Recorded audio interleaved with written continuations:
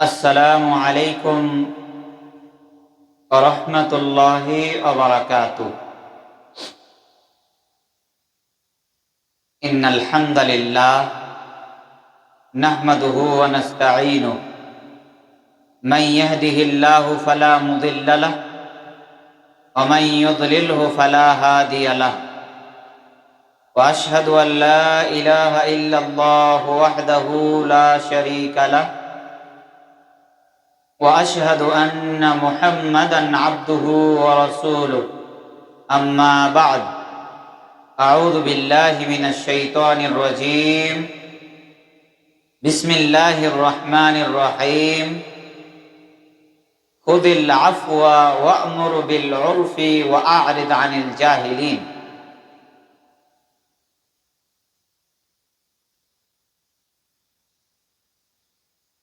قال رسول الله النعمان بن بشير رضي الله تعالى عنه قال رسول الله صلى الله عليه وسلم المسلم للمسلم كالبنيان يشد بعضهم بعض ثم شبك بين أصابعه.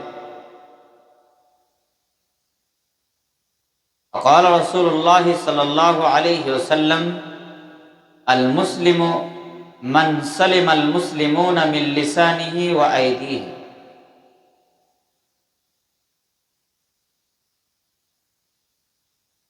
উপস্থিত সম্মানিত পর্দার আড়ালের মা ও বোনেরা, প্রশংসা সেই মহান আল্লাহ তাবারাক ওয়া তাআলার জন্য, যিনার অশেষ দয়ায় অশেষ রহমতে আমরা মানুষ রূপে পৃথিবীতে এসেছি। দরুদ ও সালাম নাজিল হোক প্রিয় নবী মুহাম্মদুর রাসূলুল্লাহ সাল্লাল্লাহু আলাইহি ওয়াসাল্লামের উপর, যিনার আগমনে আমরা দ্বীন ইসলামকে পেয়েছি। সম্মানিত উপস্থিতি, আজ সাপ্তাহিক ইজতেমাই আলোচনার বিষয় প্রতিবেশীর হক। এই শিরোনামে এক গুরুত্বপূর্ণ তথ্যবহন সংক্ষিপ্ত বিবরণের চেষ্টা করব ইনশাআল্লাহ। আমা তাওফীকি ইল্লা বিল্লাহ, আলাইহি তাওয়াক্কালতু ওয়া ইলাইহি উনীব। রব্বি ইশরাহ লি সাদরি ওয়া ইয়াসসির লি আমরি ওয়াহলুল উকদাতাম মিন লিসানি ইয়াফকাহু কওলি। রব্বি জিদনি ইলমা, আল্লাহুম্মা ফাক্কিহনি ফিদ্দীন।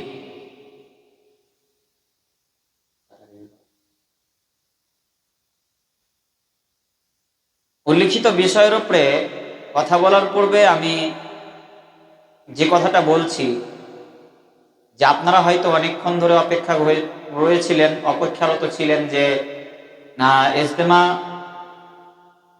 আমরা শুনব। তো যেটা আপনাদের কাছে অনুরোধ, যে প্রতিটা বিষয় যেহেতু গুরুত্বপূর্ণ, আর এই যে প্রতিবেশীর সাথে ভালো আচরণ, এই বিষয়টা আমরা যা দেখতে পাই হাদিস কোরআনে, তা আমরা পুরো উল্টো চলি। অতএব আমি প্রত্যেককে বলবো যে একদম ধৈর্য ধরে ধীরস্থিরভাবে আলোচনাটি শুনবেন, এবং আমরা যে শেষে যে প্রশ্নগুলো করব, সবাই একটা আশা নিয়ে থাকবেন, সবাই উত্তর দেওয়ার চেষ্টা করবেন। আমরা কিন্তু একটা দেখছি কয়েক সপ্তাহ থেকে ওই যারা একটু বেশি চেষ্টা করে তারাই উত্তরটা দিতে পারছে, বাকি আরো যে আছে যাদের বয়স হয়তো দাদি নানিদের মতো বয়স, খালাদের মতো বয়স, তাদের কাছ থেকে কোনো প্রশ্নের উত্তরই পাওয়া যাচ্ছে না। তো তাদেরকে তো চেষ্টা করতে হবে যে আমরা কিছু প্রশ্নের উত্তর দিই, কিন্তু তারা কোনো চেষ্টাই করছে না দেখছি। ওই ছোট ছোট মেয়েরাই চেষ্টা করছে কয়েকটা।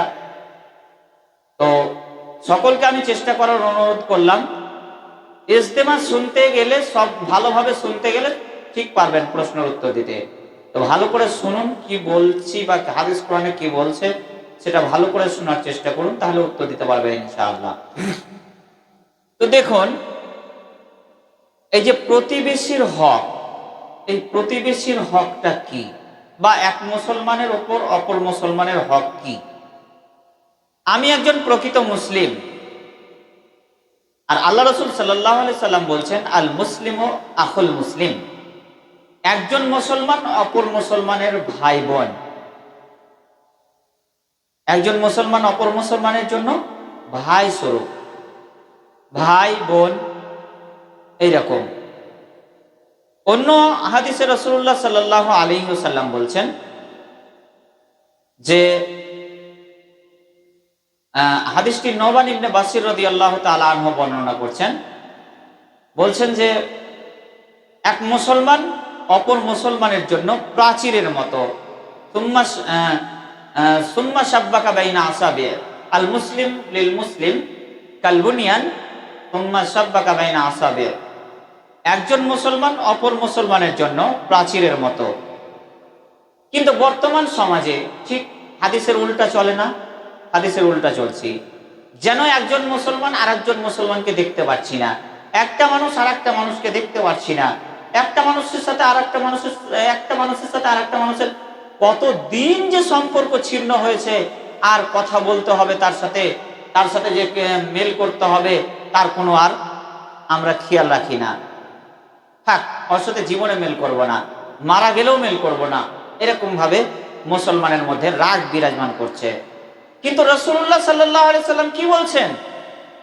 রাসূলুল্লাহ সাল্লাল্লাহু আলাইহি সাল্লামের হাদিস থেকে যা বোঝা যায়, তাতে আমরা কখনো মুমিন হতে পারিনি। কারণ একটা জিনিস ভালো করে বুঝে নেবেন, একটা মানুষ 5 ওয়াক্ত সালাত আদায় করেও কখনো মুমিন হতে পারে না। একটা মানুষ রমজান মাসের সিয়াম পালন করে, নফল সিয়াম পালন করে কখনো মুমিন হতে পারে না। মুমিন তাকেই বলা হয়। আল্লাহ রাসূল সাল্লাল্লাহু আলাইহি সাল্লাম একদিন সাহাবীদের সামনে তিনবার করে কসম করে বলছেন, ওয়াল্লাহি, হাদিসটি আবু হুরায়রা রাদিয়াল্লাহু তাআলা আনহু থেকে বর্ণিত হয়েছে।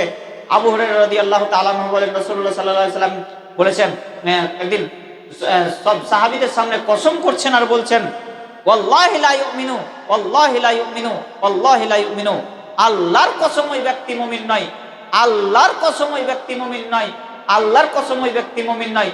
তখন সাহাবীগণ বলছেন যে কে? আল্লাহ রাসূল কে? কে মুমিন নয় যার ব্যাপারে আপনি তিনবার করে কসম করছেন?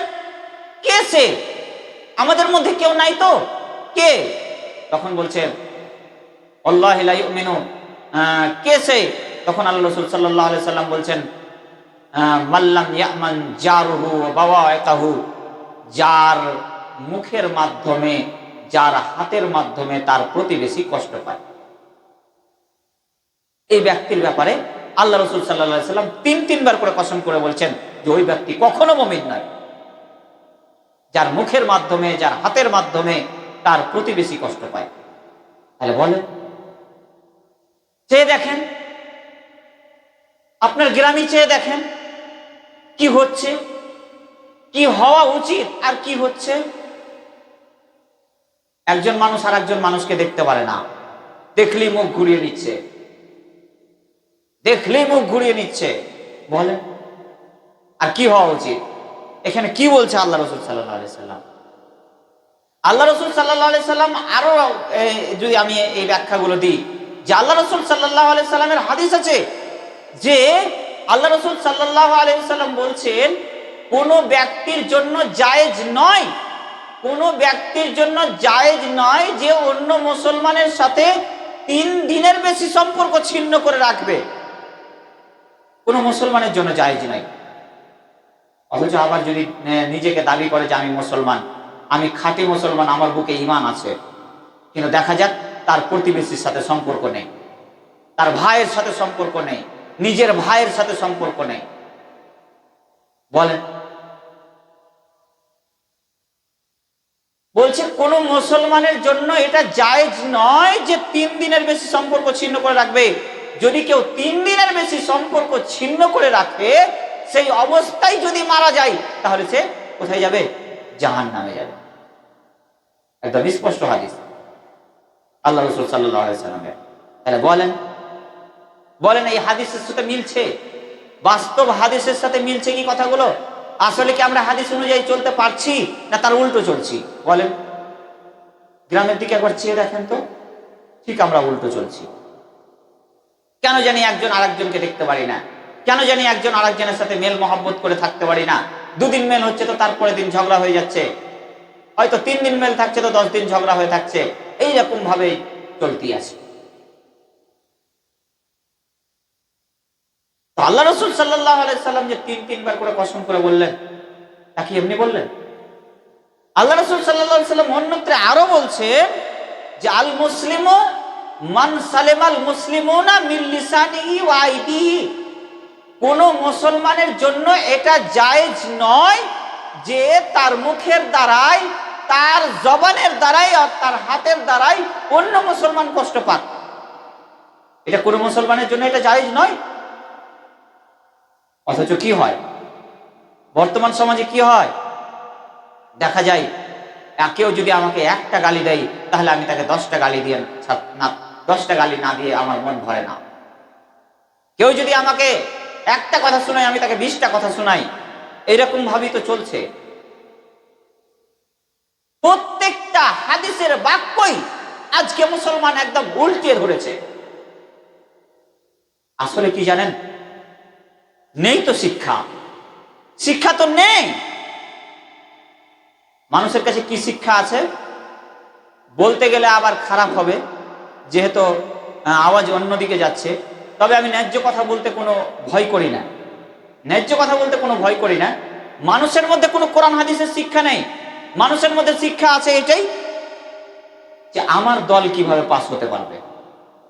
এরকম ভাবে গোটা দুনিয়াকে, গোটা বিশ্বকে একদম রাজনীতিতে ঘিরে নিয়েছে। তো কিভাবে মানুষ কোরআন হাদিস পড়ার সময় পাবে? কোরআন হাদিস বুঝবে কি?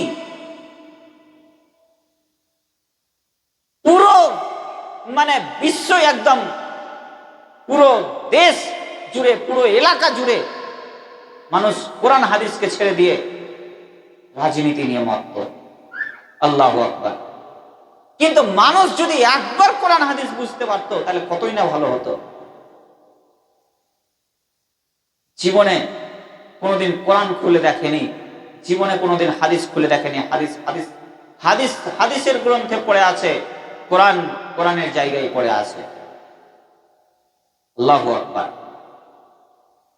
সম্মানিত উপস্থিতি, প্রতিবেশীর সাথে ভালো আচরণ করার ব্যাপারটা যেটা বলছে যে আল্লাহ রাসূল সাল্লাল্লাহু আলাইহি সাল্লাম এইভাবে হাদিসগুলো, আমি সংক্ষেপে বলছি এই কারণে যে অতটা সময় নেই, তার জন্য হাদিসগুলো এইভাবে এসেছে যে আপনি মালোপাড়াতে বাড়ি করেছেন, আপনার বাড়ি মালোপাড়াতে আছে, আর একটা বাড়ি আছে আপনার ওই নিমতিটাতে, আপনি সেখানে থাকেন না, আপনি সেখানে থাকেন না, আপনি থাকেন মালোপাড়াতে, কিন্তু আপনি সেখানে যখন যাবেন সেটাকেও তার ওই যে নিমতিটাতে যে বাড়িটা করে রেখেছেন সেই বাড়িতে, সেই বাড়ির আশেপাশে যারা রয়েছে তাদেরকেও নিজের প্রতিবেশী মনে করতে হবে, তাদেরকেও প্রতিবেশী মনে করতে হবে। আল্লাহ রাসূল সাল্লাল্লাহু আলাইহি সাল্লাম বলছেন যে জিবরাইল আমাকে এমন ভাবে বলছে যে তুমি প্রতিবেশীর সাথে ভালো আচরণ করো, প্রতিবেশীর সাথে ভালো আচরণ করো। যখন তখনই আমাকে বলছে যে প্রতিবেশীর সাথে ভালো আচরণ করো, প্রতিবেশীর সাথে ভালো আচরণ করো। আমি মনে মনে করছি যে জিবরাইল মনে হয় আমাকে কখন এটাও বলে দিবে যে প্রতিবেশীকে তুমি ভাগ দাও, তোমার সম্পদের ভাগ দাও প্রতিবেশীকে। আমি এটা আশঙ্কা করছি, এটা বলে দিবে না তো জিবরাইল? কথা মনে হয় বুঝে এলো না? কথাটা আরেকবার ভেঙে বলি তাহলে বুঝতে পারবেন। মানে আল্লাহ রাসূল সাল্লাল্লাহু আলাইহি সাল্লামকে, যখনই আল্লাহ রাসূল সাল্লাল্লাহু আলাইহি সাল্লামের সাথে জিবরাইলের দেখা হতো তখনই আল্লাহ রাসূল সাল্লাল্লাহু আলাইহি সাল্লামকে জিবরাইল আলাইহিস সালাম বলতেন তুমি প্রতিবেশীর সাথে ভালো আচরণ করো, প্রতিবেশীর সাথে ভালো আচরণ করো, প্রতিবেশী যেন তোমার কাছ থেকে কষ্ট না পায়, প্রতিবেশী যাতে তোমার কাছ থেকে দুঃখ না পায়। তো আল্লাহ রাসূল সাল্লাল্লাহু আলাইহি সাল্লাম এমন, আল্লাহ রাসূল সাল্লাল্লাহু আলাইহি সাল্লাম বলছেন আরে জিবরাইল আমাকে এমন ভাবে প্রতিবেশীর সাথে ভালো আচরণ করতে বলে, মনে হচ্ছে যেন জিবরাইল কখন আমাকে বলবে যে প্রতিবেশীকে ভাগ দাও। তাহলে কিন্তু আমরা ভাগ দেওয়া তো দূরের কথা, ভাগ দেওয়া তো দূরের কথা, প্রতিবেশীর সাথে অন্য প্রতিবেশীকে দেখতেও পারি না। তাও আল্লাহু আকবার। সাহাবীদের যুগে কিরকম ছিল জানেন? তারা প্রতিবেশীকে কিভাবে ভালো আচরণ, তাদের আচরণ দেখবেন, তাদের আচরণ দেখেন, তাদের আচরণ দেখলে অবাক হয়ে যাবেন। যখন আল্লাহ রাসূল সাল্লাল্লাহু আলাইহি ওয়াসাল্লাম হিজরত করে মক্কায় চলে গেলেন, মক্কা থেকে মদিনা চলে গেলেন হিজরত করে। মানে কাফেরদের যন্ত্রণায় আল্লাহ রসুল সাল্লাল্লাহু আলাইহি সাল্লাম যখন মক্কা থেকে মদিনা চলে গেলেন, তো আল্লাহ রসুল সাল্লাল্লাহু আলাইহি সাল্লামের সাথে কিছু সাহাবী গেলেন।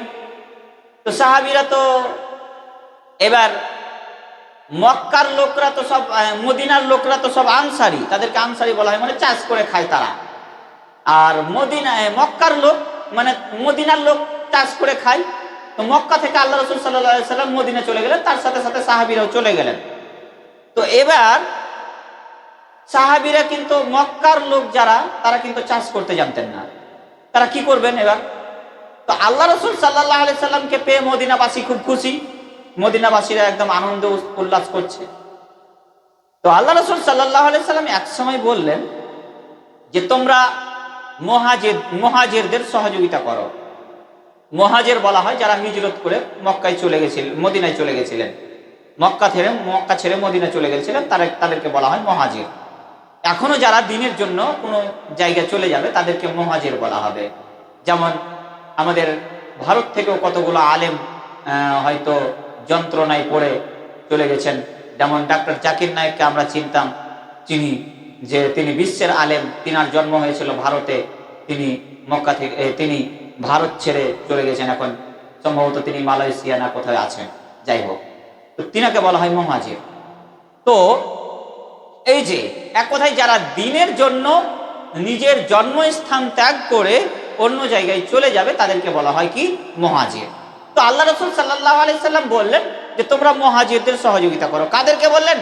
আনসারীদেরকে বললেন, মদিনাবাসীদেরকে বললেন তোমরা মুহাজিরদের সহযোগিতা করো। মানে এরা তোমাদের ভাই, এরা মক্কা থেকে এসেছে দিনের জন্য, অতএব এরা তোমাদের ভাই, তো তোমরা সহযোগিতা করো। তখন সাহাবীরা বলছে কি করব বলেন? আনসারীরা বলছেন কি করব বলেন? বলেন কি দিতে হবে? বলেন কি দিতে হবে? জায়গা জমি ভাগ করে দিব, রাজি আছি। বউ ভাগ করে দিব, বউ, রাজি আছি। বউ বলতে আমার দুইটা আছে, আমি একটা রাখলাম, আর একটা কাকে দিবেন আপনার ব্যাপার, রাজি আছি। কি করতে হবে বলেন? কি দিয়ে সহযোগিতা করতে হবে মুহাজিরদের বলেন? তখন আল্লাহ রাসূল সাল্লাল্লাহু আলাইহি সাল্লাম তাদেরকে বলে দিলেন। যাই হোক, তো আল্লাহ রাসূল সাল্লাল্লাহু আলাইহি সাল্লাম তখন সাহাবীরা বললেন আচ্ছা এক কাজ করেন, হয়তো জমিতে আমরা অর্ধেক চাষ করব, আমরাও চাষ করব, ওরাও চাষ করবে, ফল ভাগাভাগি হবে। তখন আল্লাহ রাসূল সাল্লাল্লাহু আলাইহি সাল্লাম বলেন ইনারা হচ্ছেন মুহাজির, ইনারা কোনো চাষ করতে জানেন না। তখন বলছেন ঠিক আছে, তাহলে আমরাই চাষ করব, তাদেরকে ভাগ দিব। দেখেন কথা বুঝতে পারলেন? আনসারীরা বলছেন তারা চাষ করতে জানে না, তাহলে আমরাই চাষ করব, আমরা তাদেরকে ভাগ দিব। চাষ না করে ভাগ পেয়ে যাবে, এতটা তাদের চাল চলন, এতটা তাদের চরিত্র ছিল। আর আমাদের চরিত্র এখন দেখাই যায় না, পুরো কোরআন হাদিসের উল্টা। মানুষকে ভাগ দেওয়া তো দূরের কথা, মানুষকে সহযোগিতা করা তো দূরের কথা, কেউ যদি কোনো বিপদে পড়ছে তাহলে বলছে ঠিক হয়েছে, ঠিক হয়েছে, ও মরুক। বলেন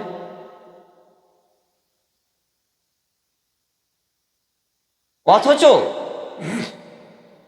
আল্লাহ রাসূল সাল্লাল্লাহু আলাইহি সাল্লামের হাদিস স্পষ্ট প্রমাণ করছে যে প্রতিবেশীর সাথে কিভাবে আচরণ করবে। প্রতিবেশীর সাথে আমি আচরণ করা দেখাচ্ছি, তার আগে আমি একটি আয়াত পড়েছি, সেই আয়াতের তরজমাটি আগে করি। মহান আল্লাহ তাবারাক ওয়া তাআলা বলেন খুযিল আফওয়া ওয়া'মুর বিল উরফ ওয়া আ'রিদ আনিল জাহিলিন। খুযিল আফওয়া, তুমি ক্ষমাকে গ্রহণ করো, ক্ষমা করতে শিখো, মানুষকে ক্ষমা করতে শিখো। ওয়া'মুর বিল উরফ, ভালো উপদেশ দাও, মানুষকে ভালো উপদেশ দাও, ভালো উপদেশ দাও।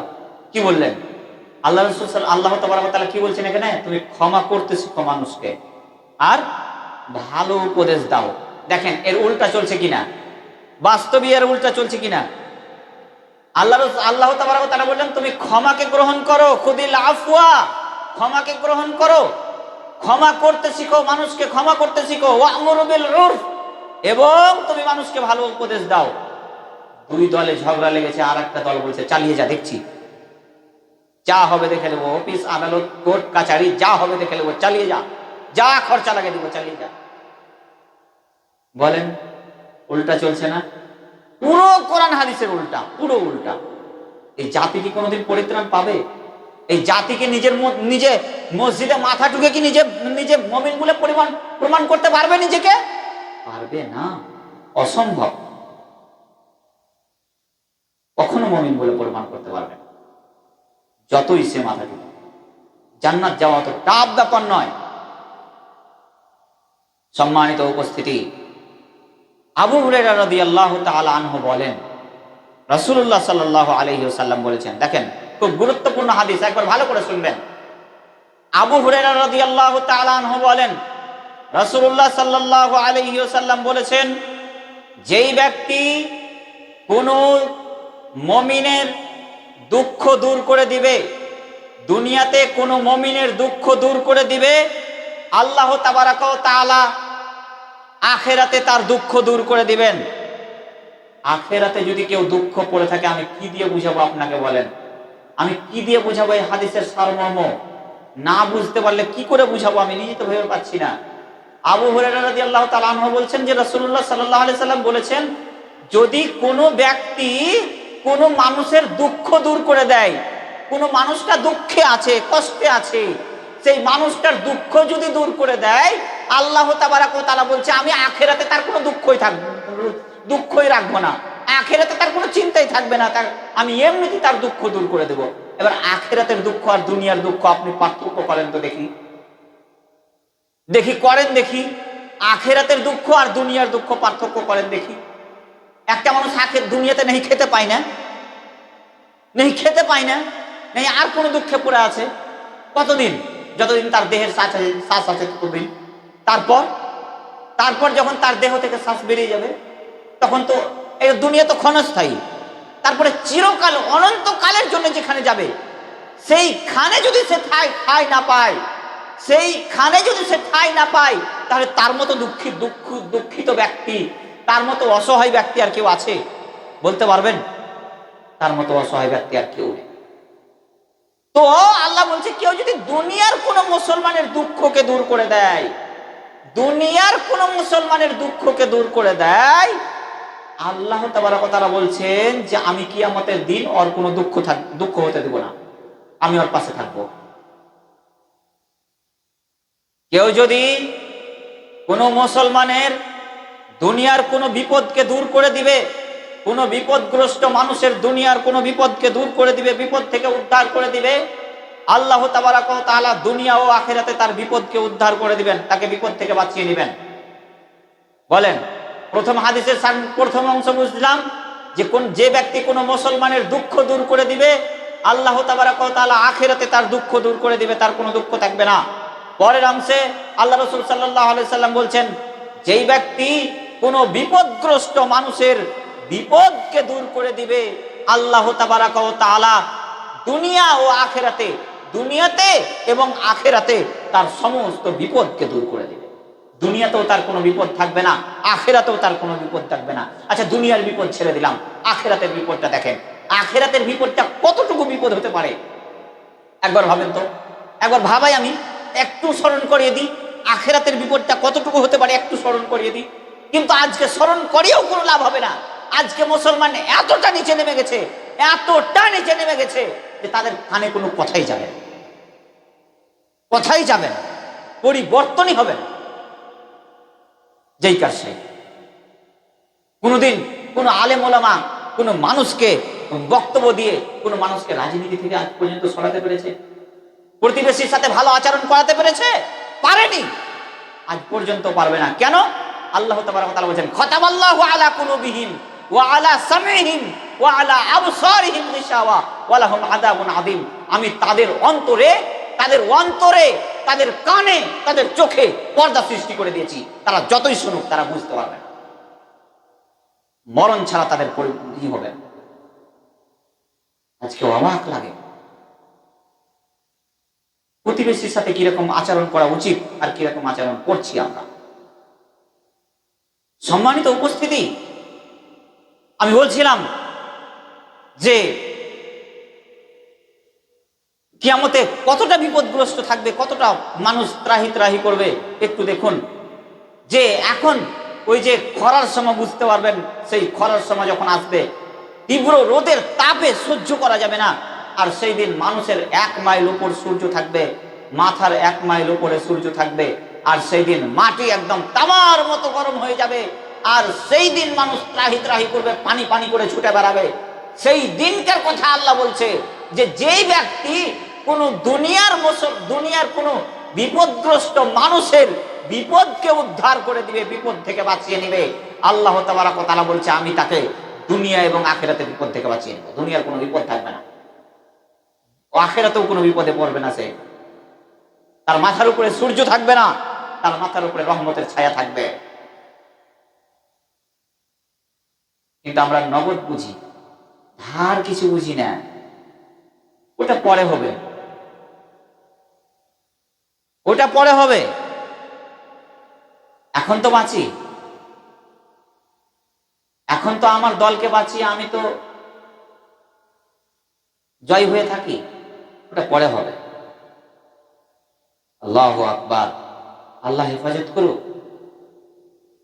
তারপরের অংশে বলছেন যেই ব্যক্তি কোন মুসলমানের দোষ ত্রুটি গোপন রাখবে,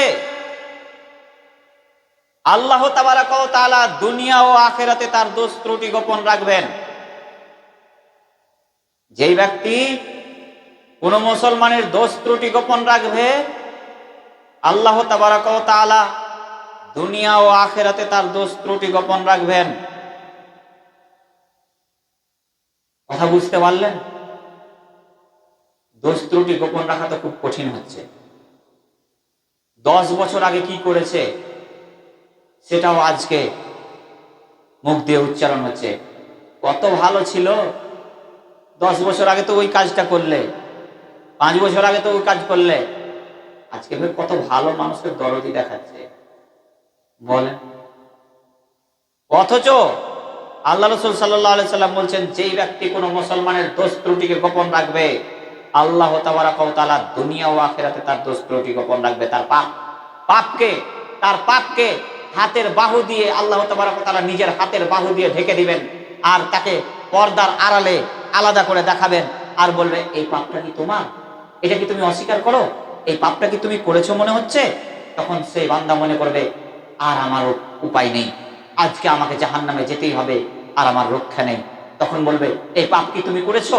তখন বলবে হ্যাঁ আল্লাহ আমি এই পাপ করেছি। এটা কি তুমি অস্বীকার করো? না আল্লাহ আমি এটা অস্বীকার করি না, আমি এটা করেছি। তখন আল্লাহ তাআলা বলবে যাও, যখন তুমি দুনিয়াতে কোনো মুসলমানের দোষ ত্রুটিকে গোপন রেখেছো, দুনিয়াতে যখন আমার কোনো বান্দার দোষ ত্রুটিকে গোপন রেখেছো, আজকে তোমারও দোষ ত্রুটিকে আমি গোপন রাখলাম, যাও তুমি জান্নাতে চলে যাও। এত বড় সুযোগ আছে জান্নাতে যাওয়ার, এত বড় সুযোগ আছে। জান্নাতে যেয়ে কি হবে? দুনিয়াতে কি খাবো? শুধু জান্নাতে যদি করবো তো দুনিয়াতে কি খাবো? দুনিয়াতে কে খেতে দিবে? আলেম ওলামারা খেতে দিবে? কোরআন হাদিস মেনে আল্লাহ উপর থেকে খাবার ফেলে দিবে আমাকে? এটাই তো মনে করি আমরা, নাকি? জি, এটাই মনে করি। কিন্তু একবার ভাবি না, যে হাত দিয়ে কর্ম করছি সেই হাতটা কে দিয়েছে? যে চোখ দিয়ে দেখছি সেই চোখটা কে দিয়েছে? একবারও ভাবি না, আর ভাবার প্রয়োজনে মনে করি না। দেহে যতদিন শ্বাস আছে ততদিনই চলবে, তারপরে শেষ। সম্মানিত উপস্থিতি, পরের অংশে আল্লাহ রাসূল সাল্লাল্লাহু আলাইহি সাল্লাম বলছেন যেই ব্যক্তি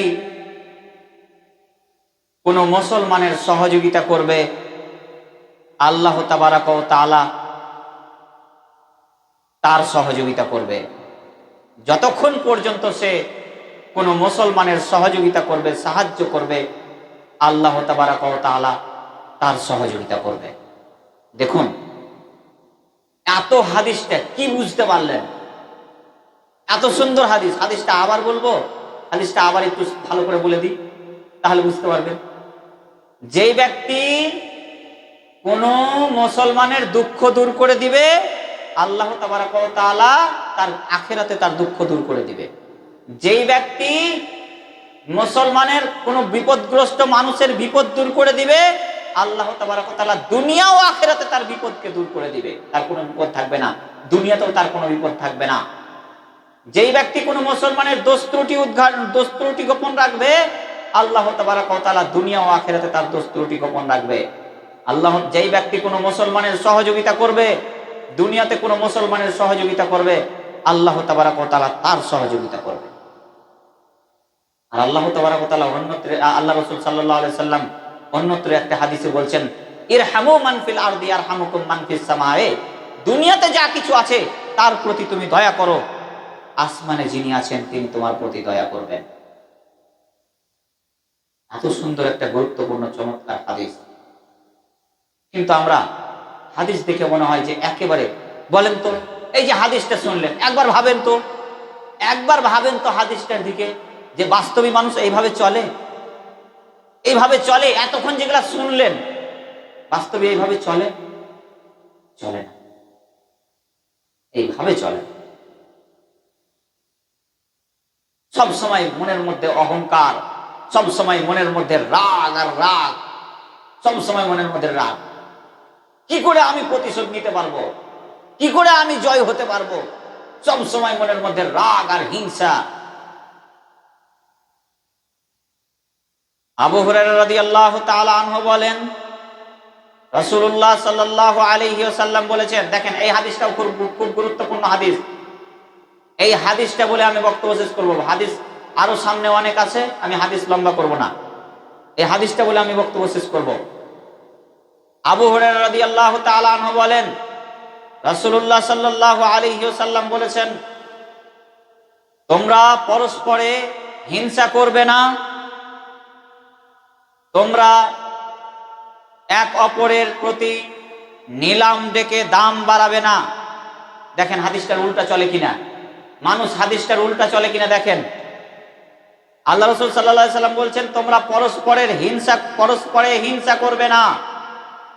আর আমরা জানি যে কথায় আছে, বড় বড় বিদ্বানগণ বলেন যে তিনটা জিনিস খুব ক্ষতিকর, এই তিনটা জিনিস থেকে বেঁচে থাকতে হবে। 1 নম্বর লোভ, 2 নম্বর হিংসা, আর 3 নম্বর হচ্ছে যে লোভ, হিংসা এবং এটা কি ছিল, যাই হোক। তো এই হিংসা মানুষের জন্য ক্ষতিকর, আর লোভও মানুষের জন্য ক্ষতিকর। যেমন আমরা কথায় বলি যে অতি লোভে তাতির মরণ, আর হিংসা মানে একটা কথাই আছে যে যার হিংসা তাকেই খাবে, এরকম ভাবে অনেক আছে। তো যাই হোক, আল্লাহ রাসূল সাল্লাল্লাহু আলাইহি সাল্লাম বলছেন, তোমরা পরস্পরে হিংসা করবে না, তোমরা এক অপরে নিলাম ডেকে দাম বাড়াবে না। নিলাম ডেকে দাম বাড়া মানে বুঝতে পারলেন, ডাক করা। আজকে সারা দুনিয়াতে যেখানে সেখানে, গোটা গ্রামে, গোটা এলাকায় যেখানে সেখানে দেখি অমুক জায়গায় বাগান ডাক হবে, অমুক জায়গায় জায়গা ডাক হবে, অথচ তারা মুসলমানের ঘরে জন্ম নিয়েছে।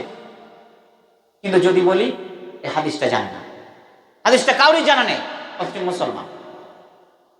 অথচ মুসলমান যদি হঠাৎ করে গিয়ে বলা যায় যে ডাক করে কোনো জিনিস বিক্রি করা হারাম, বিশ্বাস করবে না। এখনকার মৌলবীরা নতুন নতুন হাদিস বের করছে, এই কথাটাই বলবে, অথচ স্পষ্ট হাদিস, তোমরা পরস্পরে হিংসা করবে না, তোমরা একে অপরের নিলাম ডেকে দাম বাড়াবে না। আজকে মসজিদগুলো তো দেখা যায়, মসজিদের বাগান ডাক হয়, মসজিদে কেউ কিছু দান করলে তা ডাক হয়, অথচ হারাম, একটা হারাম অবৈধ কাজ মসজিদে হয়। বলেন এর বিচার কে করবে? এর বিচার তো করার কেউ নাই, সবাই তো মূর্খ, সবাই তো অজ্ঞ, এর বিচার কে করবে? অথচ স্পষ্ট হাদিস, একদম হাদিসে কোনো সন্দেহ নেই।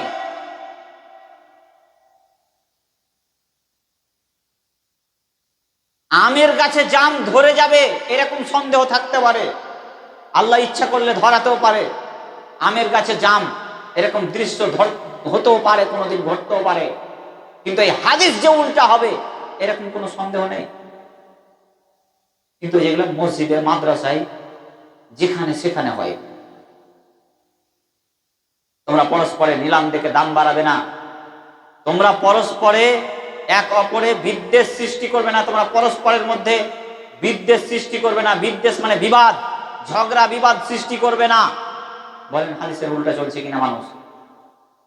বিচার আপনাদের কাছে, আমি শুধু হাদিসগুলো ব্যাখ্যা করে দিচ্ছি, কিন্তু কোনো পরিবর্তন নেই।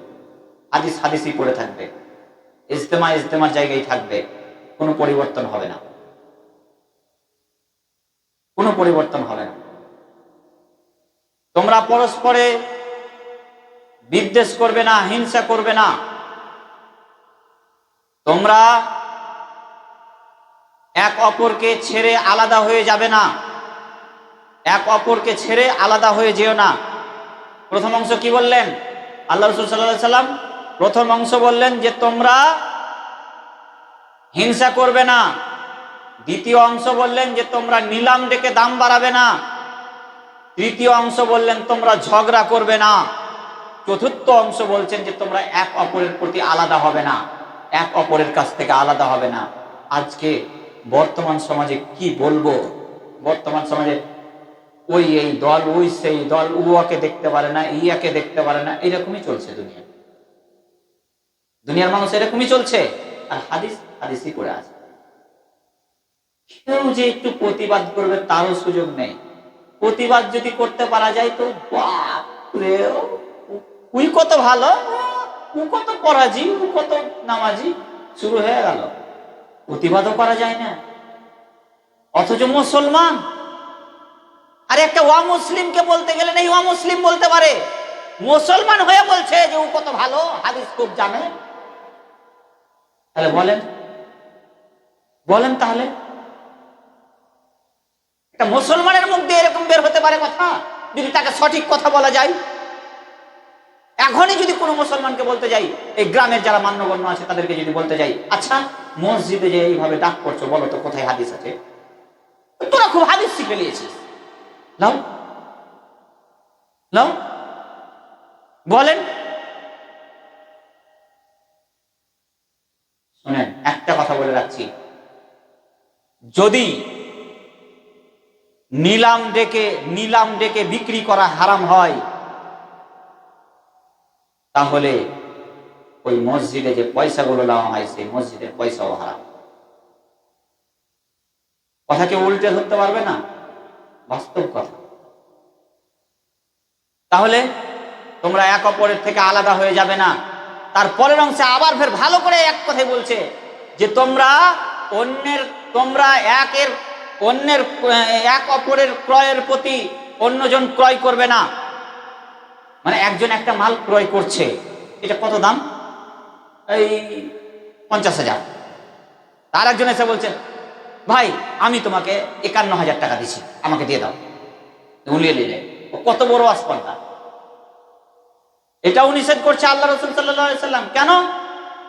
হয়তো তোমার কাছে টাকা আছে বলে তুমি নিয়ে নিতে পারলে, আজ তার কাছে টাকা নেই, তার জিনিসটা অনেক প্রয়োজন ছিল, কিন্তু তুমি কেন নিলে? তুমি অন্য জায়গাতে দেখতে পারলে না? এক অপরের ক্রয়ের প্রতি অন্যজন ক্রয় করবে না। 5টা কথা হলো, 5টা কথা হলো, একটা হাদিসে 5টা কথা হলো, আরো আছে, আরো দেখাচ্ছি। আর অপরদিকে রাসূলুল্লাহ সাল্লাল্লাহু আলাইহি সাল্লামের একটি হাদিস আছে। আনাস রাদিয়াল্লাহু তাআলা আনহু বলেন, রাসূলুল্লাহ সাল্লাল্লাহু আলাইহি ওয়াসাল্লাম বলেছেন, তোমাদের মধ্যে কেউ অতক্ষণ পর্যন্ত মুমিন হতে পারবে না, তোমাদের মধ্যে কেউ অতক্ষণ পর্যন্ত মুমিন হতে পারবে না যতক্ষণ না সে নিজের জন্য যতক্ষণ না সে অপরের জন্য তাই পছন্দ করবে, নিজের জন্য যেটা পছন্দ করে। কথাটা ভালো করে বুঝেন। আল্লাহ রাসূল সাল্লাল্লাহু আলাইহি সাল্লাম বলছেন, তোমাদের মধ্যে কেউ অতক্ষণ পর্যন্ত মুমিন হতে পারবে না যতক্ষণ না সে অপরের জন্য সেই জিনিসটাই পছন্দ করবে, অন্য মুসলমানের জন্য সেই জিনিসটাই পছন্দ করবে, নিজের জন্য যেটা পছন্দ করে। আচ্ছা, নিজের জন্য পছন্দ করে মানে আমি বুঝিয়ে দিই। আপনার কাছে 2টা 500 টাকা নোট আছে, একটা 500 টাকা নোট আপনার একজন পাবে, আপনার কাছে তাকে দিতে হবে। আপনি কি করলেন? আপনার কাছে একটা করকরা নোট আছে আর একটা আছে নরম, একটু দুর্বল, আপনি কোনটা দিবেন আগে? কোনটা দিবেন? আগে দিতে হবে আপনাকে দুর্বলটাই, যেটাকে বলতে হবে ভাই এটা একটু নরম আছে, যদি চালাতে আগে আগে আপনাকে দিতে হবে কড়াটা। কেন? ও আপনি চাইছেন যে ওই কড়া টাকাটা আপনার পকেটে থাক, আর দুর্বল টাকাটা আপনি তাকে দিবেন। যদি ওটা যদি তার কাছ থেকে কেউ না নেয়, তাহলে আপনি কি করবেন? এইরকম ভাবে এক কথায় আমি একটা কথা বলে দিই, আল্লাহ রাসূল সাল্লাল্লাহু আলাইহি সাল্লাম যে কথাটা স্পষ্টভাবে বললেন যে তোমরা তোমাদের ভাইয়ের জন্য তাই পছন্দ করবে যা তোমরা নিজের জন্য পছন্দ করো। এর মানে কি জানেন? এর মানে ধরেন আপনি চান না যে আপনাকে কেউ অপমান করুক, আপনি চান কি? আপনি চান না যে আপনাকে কেউ অপমান করুক, তাহলে আপনি কেন কাউকে অপমান করবেন? আপনি চান না যে আপনার কোনো ভুল হলে কেউ আপনার ভুল নিয়ে আলোচনা করুক, আপনি কি এটা চান? তাহলে অন্যের ভুলকে না আলোচনা করেন, আপনাকে লজ্জা হয় না? আপনাকে কি লজ্জা হয় না অন্যের ভুল নিয়ে আলোচনা করবেন? তো হাদিসে বলছেন আল্লাহ রাসূল সাল্লাল্লাহু আলাইহি সাল্লাম যে এক অপরের অন্যের ক্রয়ের প্রতি তোমরা ক্রয় করবে না, অন্যের ক্রয়ের উপরে তোমরা আবার ক্রয় করবে না। হে আল্লাহর বান্দাগণ, তোমরা পরস্পরের ভাই হয়ে যাও। আল্লাহ রাসূল সাল্লাল্লাহু আলাইহি সাল্লাম বলছেন, হে আল্লাহর বান্দাগণ, তোমরা পরস্পরের ভাই হয়ে যাও, আর তোমরা পরস্পরের ভাই হয়ে যাও। তারপরে বলছেন আল মুসলিমু আকুল মুসলিম, মুসলমান পরস্পরের ভাই। এবার দেখেন হাদিসটা কত চমৎকার হাদিস। মুসলমান পরস্পরের ভাই, তাকে তাকে মানে মুসলমান পরস্পরের ভাই, তাকে সঙ্গীহীন হিসাবে ছেড়েও দেয় না এবং তাকে অপমানও করে না। কথাটা ভালো করে বুঝবেন। এক মুসলমান অপর মুসলমানের ভাই, তাকে সঙ্গীহীন মানে সহায়হীন হিসাবে ছেড়ে দেয় না এবং তাকে অপমানও করতে পারে না, তার সামনে মিথ্যা বলতে পারে না এবং তাকে তুচ্ছও ভাবতে পারে না। এই কথা বলতে বলতে আল্লাহ রাসূল সাল্লাল্লাহু আলাইহি সাল্লাম নিজের বুকের দিকে দেখিয়ে বললেন, আত্তাকওয়া হা হুনা, আত্তাকওয়া হা হুনা, আত্তাকওয়া হা হুনা। তাকওয়া হচ্ছে এখানে, তাকওয়া হচ্ছে এখানে। আল্লাহ রাসূল সাল্লাল্লাহু আলাইহি সাল্লাম এই কথাগুলো বলার পর, কোন কথাগুলো? হে আল্লাহর বান্দাগণ, তোমরা পরস্পরের ভাই হয়ে যাও। আর মুমিনরা তো এক মুসলমান অপর মুসলমানের ভাই, তাকে অপমান করতে পারে না এবং তাকে সহায়হীন হিসাবে ছেড়ে দিতে পারে না, তাকে সঙ্গীহীন হিসাবে ছেড়েও দেয় না, তার সামনে মিথ্যা কথা বলে না এবং তাকে তুচ্ছ মনে করে না, তাকে তুচ্ছ ভাবে না। তারপরে তিনি বললেন তাকওয়া হচ্ছে বুকের ভিতর, একে বলা হয় তাকওয়া। তারপরে তিনি বলছেন যে কোনো মুসলমানের জন্য জায়েজ নয় যে অন্য মুসলমানের রক্ত, মান, সম্পদ এবং মান সম্মান অন্যায়ভাবে ছিনিয়ে নিবে। এটা কোনো মুসলমানের জন্য জায়েজ নয়। এক মুসলমান অপর মুসলমানের জন্য হারাম করা হয়েছে মুসলমানের রক্ত, মুসলমানের ধন সম্পদ এবং মান সম্মান তোমাদের জন্য হারাম করা হলো অন্য মুসলমানের। মানে কোনো মুসলমান যেন অন্য মুসলমানের মান সম্মান নিয়ে ছিনিমিনি না খেলে, কোনো মুসলমান যেন অন্য মুসলমানের মান সম্পদ, ধন সম্পদ লুণ্ঠন না করে, ধন সম্পদ নষ্ট না করে, কোনো মুসলমান যেন কোনো মুসলমানের রক্তপাত না করে, কোনো মুসলমানকে হত্যা না করে। অন্যদিকে আল্লাহ রাসূল সাল্লাল্লাহু আলাইহি ওয়াসাল্লাম বলছেন, আবু হুরায়রা রাদিয়াল্লাহু তাআলা আনহু বলেন, রাসূলুল্লাহ সাল্লাল্লাহু আলাইহি ওয়াসাল্লাম বলছেন, কোন মুসলমানের জন্য জায়েজ, কোন মুসলমানের জন্য তিনটি বিষয়ে কোন মুসলমানের রক্তপাত করা জায়েজ নয়। তিনটি কারণ ব্যতীত কোন মুসলমানের রক্তপাত করা, কোন মুসলমানকে হত্যা করা জায়েজ নয়। দেখুন ভালো করে বুঝুন, কোন মুসলমানকে তিনটি কারণ ব্যতীত কোন মুসলমানকে হত্যা করা যাবে না। তার এক, যদি বিবাহিত নারী এবং পুরুষ যদি ব্যভিচার করে থাকে তাহলে তাকে হত্যা করতে হবে, তার বাঁচার কোনো পথ নেই। দুই, যদি সে প্রাণের বদলে প্রাণ নিতে হয়, আমাকে যদি কেউ হত্যা করে আমার পরিবারের পক্ষ থেকে তাকে হত্যা করবে, এটাই স্বাভাবিক। মানে প্রাণের বদলে প্রাণ যদি নিতে হয় তাহলে সেটা জায়েজ আছে। আর যদি সে মানে দিনকে পরিত্যাগ করে মুসলিম জামাত থেকে আলাদা হয়ে যায় তাহলে তাকে হত্যা করা যাবে। এই তিনটি কারণ ব্যতীত কোনো মুসলমানকে হত্যা করা যাবে না, কোনো মুসলমানের রক্তপাত করা যাবে না, এই তিনটি কারণ ব্যতীত। আর এদিকে জানতে পারলাম আল্লাহ রাসূল সাল্লাল্লাহু আলাইহি সাল্লামের হাদিসে যে কোনো মুসলমানের জন্য জায়েজ নয় যে কোনো মুসলমানের মান সম্মান নিয়ে খেলা করবে, ইজ্জত নিয়ে খেলা করবে। কোনো মুসলমানের মান সম্মান নিয়ে খেলা করতে পারবে না কোনো মুসলমান, কোনো মুসলমানকে হত্যা করতে পারবে না, রক্তপাত করতে পারবে না কোনো মুসলমান, এগুলো হারাম করা হয়েছে। কোনো মুসলমানের মান সম্পদ, ধন সম্পদ লুণ্ঠন করে খেতে পাবে না। বর্তমান সমাজে তাই হচ্ছে। কিভাবে অন্যের মাল লুট করে খেতে পাবো, বর্তমান সমাজে তাই হচ্ছে। শুনেন, শেষের বেলায় বক্তব্যের শেষ অংশে একটাই কথা আমি বলে যাব, পরে যদি কোনো হাদিস থাকে সেটা সামনে সপ্তাহে আলোচনা করব, সেটা ভিন্ন কথা। কিন্তু আমি শেষের বেলায় একটাই কথা বলে যাব, এই যে হাদিসগুলো আলোচনা করলাম, এই হাদিসের বিরুদ্ধে গেলে আপনার কি হবে জানেন? ধরেন হাদিসগুলো আলোচনা করলাম, এই হাদিসের বিরুদ্ধে কেউ গেল, হাদিসের কথা কেউ অমান্য করলো, মানে হাদিসে বলছে, আল্লাহ রাসূল সাল্লাল্লাহু আলাইহি সাল্লাম বলছে কোন মুসলমানের জন্য জায়েজ নয় যে অন্য মুসলমানকে হত্যা করবে, রক্তপাত করবে, অন্য মুসলমানকে খুন করবে, এটা জায়েজ নয়। কোন মুসলমানের জন্য জায়েজ নয় যে অন্য মুসলমানের মাল সম্পদকে লুট করে খাবে, মাল সম্পদ, ধন সম্পদ লুট করে খাবে।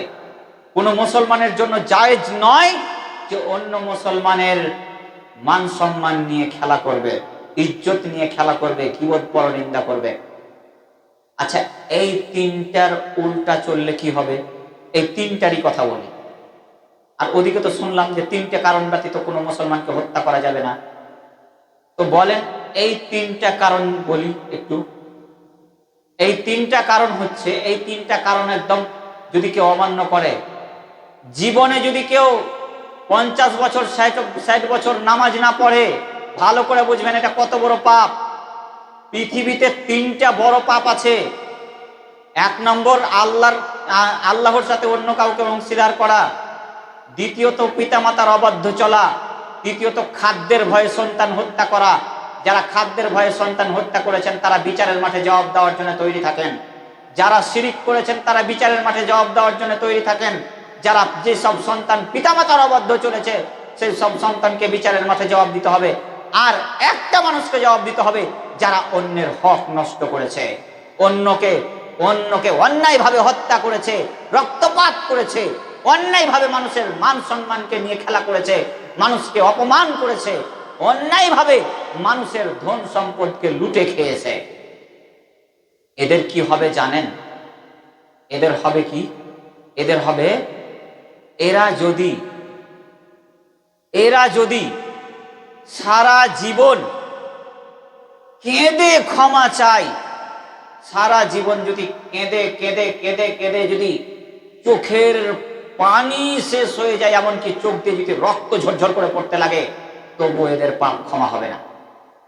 আপনি না জেনে শিরিক করেছেন, না জেনে শিরিকের পাপের ক্ষমা আছে। যে আল্লাহ এতদিন জানতাম না যে এই কাজ শিরক, আজকে জেনেছি, তুমি ক্ষমা করো, আল্লাহ ক্ষমা করে দেবে। আপনি পিতামাতার অবাধ্য চলেছেন, আপনি আল্লাহর কাছে ক্ষমা চেয়েছেন, আল্লাহ আপনাকে ক্ষমা করে দিবে। আপনি 50 বছর 60 বছর একদিনও সালাত আদায় করেননি, আপনার শেষ মুহূর্তে আপনি বলছেন আল্লাহ এরপর থেকে সালাত আদায় করব, আল্লাহ তুমি ক্ষমা করো, আল্লাহ ক্ষমা করে দিবে। আপনি সুদ খেয়েছেন, সুদ খেয়ে গাড়ি বাড়ি করেছেন, এরপরেও আল্লাহর কাছে ক্ষমা চেয়েছেন, আল্লাহ আপনাকে ক্ষমা করে দিবে। কিন্তু ও বেয়াদব মুসলমান, তোমরা শুনে রাখো, তোমরা যে ওই দলাদলি করে, হিংসা বিদ্বেষ করে মানুষের ধন সম্পদকে নষ্ট করেছ, মানুষের মাল সম্পদ নষ্ট করেছ, মানুষের রক্তপাত করেছ, কত মানুষকে খুন করেছ, মানুষের উপরে হিংসা বিদ্বেষ করেছ, এই পাপগুলো কি হবে তোমার জানো? এই পাপগুলো তার কাছে ক্ষমা চাইতে হবে যাকে তুমি খুন করেছ, তার কাছেই ক্ষমা চাইতে হবে। যার তুমি মাল সম্পদ লুটে খেয়েছ, যার মাল সম্পদ নষ্ট করেছ, তার কাছেই ক্ষমা চাইতে হবে। যার ইজ্জত নিয়ে খেলা করেছো তার কাছেই ক্ষমা চাইতে হবে। আল্লাহ বলবে এই ক্ষমা আমার কাছে হবে না বান্দা, তুমি অমুক ব্যক্তিকে খুন করেছো, তুমি অমুক ব্যক্তির কাছে ক্ষমা চাও, তাহলে আমি ক্ষমা করতে রাজি আছি। এটা তো আমার নয়, এটা অন্যের, এটা তার। তুমি তার মাল সম্পদ লুট করে খেয়েছো, তার মাল সম্পদকে নষ্ট করেছো বান্দা, এটা আমার নয়। আরে নামাজ পড়নি, ওটা আমার হক। তুমি শিরিক করেছো, ওটা আমার হক। কিন্তু তুমি যে অন্যের হক নষ্ট করে এসেছো বান্দা, সে যদি তোমাকে ক্ষমা না করে আমি কি করে ক্ষমা করি? আমি তো ইন্নী হারামতু যুলমা আলাইয়া, আমি তো নিজের প্রতি জুলুমকে হারাম করেছি। সম্মানিত উপস্থিতি, এটা কোনো অফিস আদালত নয়, এটা কোনো কোর্ট কাচারি নয় যে আপনি দোষ করবেন, আপনি খুন করবেন আর 20 লাখ টাকা ওই উকিলকে ঘুষ দিয়ে দিবেন, 20 লাখ টাকা জজকে ঘুষ দিয়ে দিবেন, আপনি ছাড় পেয়ে যাবেন। এটা নয়, আল্লাহর কাছে এগুলা চলবে না। আল্লাহ বলবে বান্দারে তুই যতই আমার কাছে কাঁদ, যতই আমার কাছে কাঁদ, মাথা ঠুকে দে, তবু আমি ক্ষমা করতে পারবো না বান্দা। তুই তার কাছে ক্ষমা চা যার তুই মাল সম্পদকে নষ্ট করেছিস, তুই তার কাছে ক্ষমা চা যার রক্তপাত করেছিস, যার খুন করেছিস, তার কাছে ক্ষমা নিয়ে আয়, তবে আমার কাছে ক্ষমা পাবি বান্দা, না তো তুই পাবি না। সম্মানিত উপস্থিতি, আজকে আমরা কিছুই মনে করি না, এইগুলোকে কিছুই মনে করি, কিছুই মনেই হয় না আমাদের, অথচ এগুলো কি না।